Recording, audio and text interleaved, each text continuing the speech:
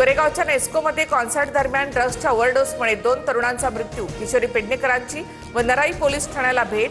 ठाकरेंच्या शिवसेनेच्या कार्यकर्त्यांची मोठी गर्दी, जोरदार घोषणाबाजी।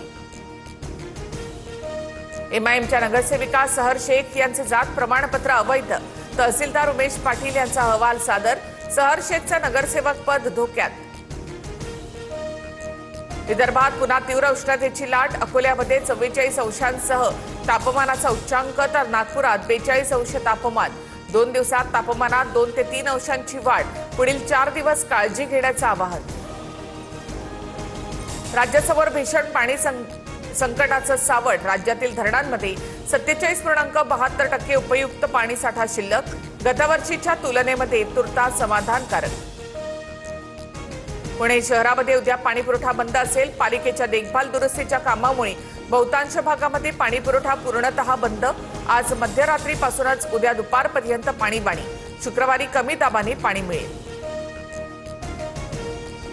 भाजपच्या सम्राट चौधरींकडे बिहारच्या मुख्यमंत्रीपदाची धुरा। 24व्या मुख्यमंत्री म्हणून घेतली शपथ। तर जेडीयूचे विजय चौधरी आणि विजेंद्र प्रसाद यादव उपमुख्यमंत्रीपदी।